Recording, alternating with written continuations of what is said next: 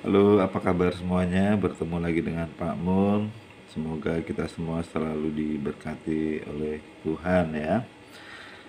Ya, kesempatan ini Pak Mul mau ajak kalian untuk bicara tentang pecahan. Semoga bisa dipahami dan semoga bermanfaat. Kita coba lihat soal yang di depan ini. Ada 2/3 ditambah 4/6. Pastilah kalian pernah melihat entah di media sosial atau mungkin di sekolah. Ini dikalikan menjadi seperti ini ya, dikali 12, lalu ini dikalikan 12, kemudian ini ditambahkan. Jadi 24. Lalu yang bawahnya dikali per 18. Cara ini benar. Hanya persoalannya adalah ketika kita bicara tentang soal pilihan ganda, kita tidak akan pernah menemukan jawaban ini di pilihan ganda. Ya, kita tidak akan pernah. Lalu orang akan bicara ya disederhanakan lagi. Oh, berarti kita akan bekerja lebih berat lagi ya. Ini kebetulan angkanya masih kecil. Bagaimana dengan angka-angka yang besar? Pasti kita akan mengalami kesulitan. Lalu cara ini, apakah ini juga akan berlaku ketika misalkan kita tambah nih 2/3 ditambah 4/6, lalu ditambah dengan katakanlah 5/9. Apakah cara ini berlaku untuk di sini? Tentu tidak ya. Pasti akan berbeda cara atau berbeda metode dengan yang model soal seperti ini. Oke.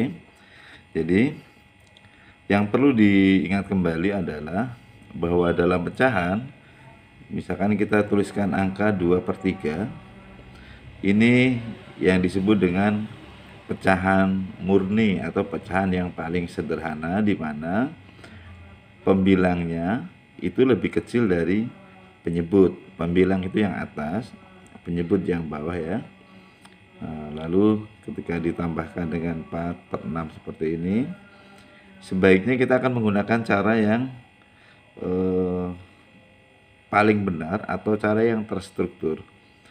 Kita sebut saja ini cara yang pertama lah ya. Kita gunakan cara yang pertama. Ini dari soal aslinya.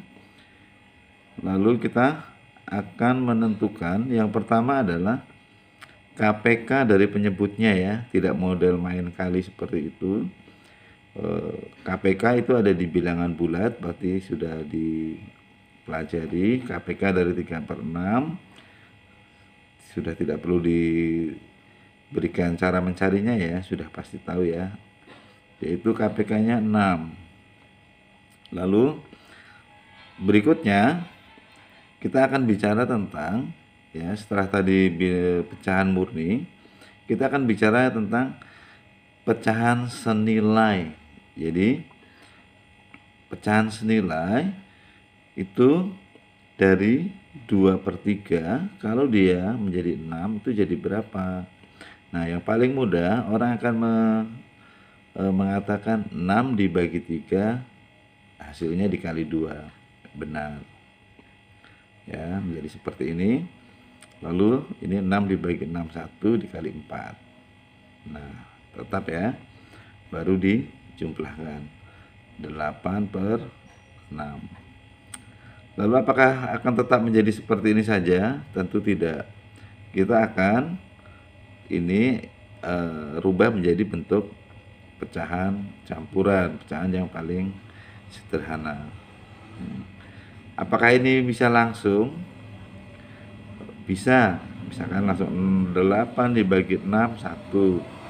Sisanya 2/6. Apakah ini sudah sederhana? Belum. 2/6-nya masih. Berarti sederhanakan lagi menjadi 1/3. Begitu ya. Oke, lalu cara yang kedua. Cara yang kedua, tambah 4/6.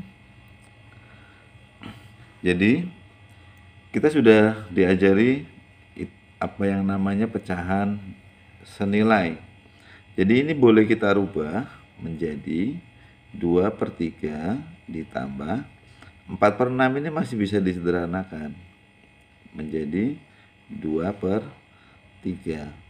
Seperti itu ya. Akhirnya ini ditambahkan menjadi 4/3. Kemudian dirubah campuran menjadi 1/3. Sama ya. Oke.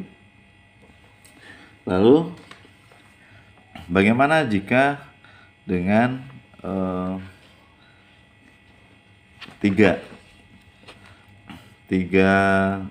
pecahan?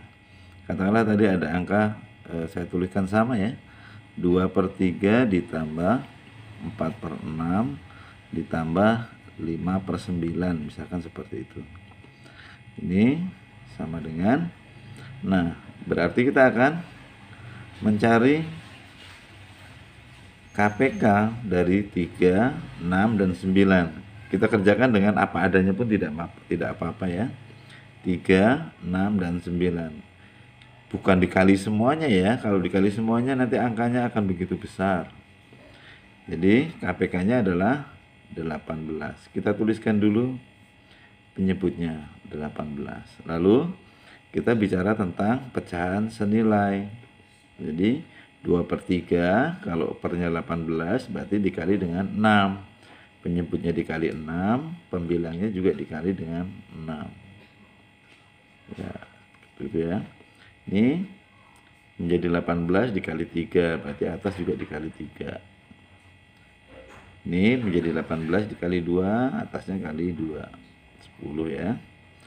Baru ditambahkan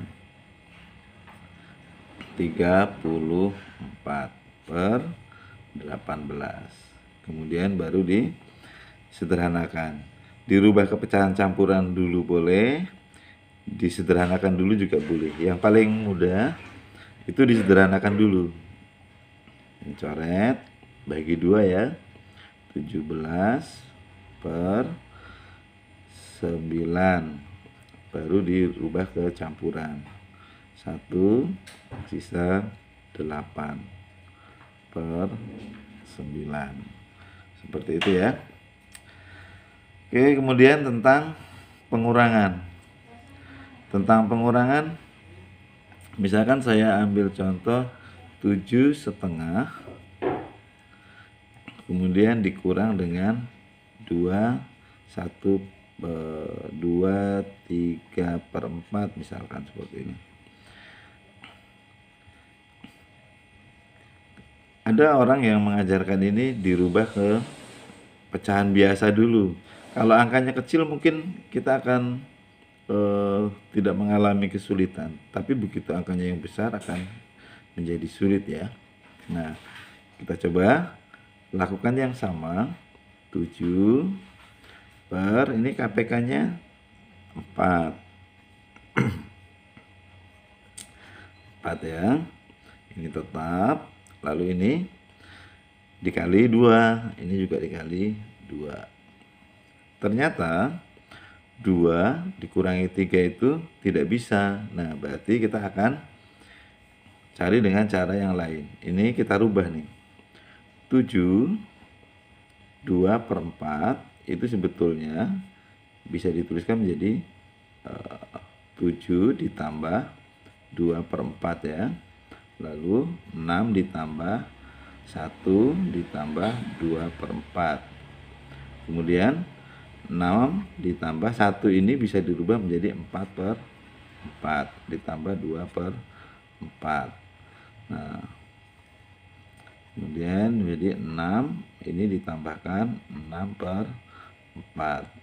Nah, inilah yang mendasari ya, mendasari kemana langkah kita di sini selanjutnya.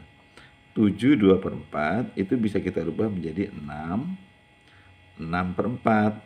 Lalu secara mudah kita boleh mengatakan bahwa angka 6 ini sebetulnya didapat dari 2 ditambah dengan 4. 6/4. Oke. Jadi dikurang 3/4. Lalu sama dengan ini Bilangan pokoknya 6 dikurangi 2, 4. 6 dikurangi 3, 3 ya, per 4. Ya, selesai. Kemudian misalkan kita ambil contoh yang lain. Misalkan 8 2 per 5 dikurangi dengan 1 3 per 5, yang angka yang mudah saja supaya kita bisa merubah yang tadi ya. 8 ini akan kita rubah menjadi 7. Ini 2 ditambah 5, 7 ya. Ya, per 5 ya. Terus dikurang 1 3 per 5. Tinggal dikurang 7 dikurangi 1, 6. 7 dikurangi 3, 4 per 5. Oke. Ya, sementara untuk pecahan ini saja, ini yang seringkali kita temui dan terkadang kita menjadi bingung ketika bertemu dengan angka-angka yang bentuknya kurang lebih sama seperti ini. Oke, demikian saja. Semoga bermanfaat. Dan silakan tekan tombol like dan subscribe jika kalian suka.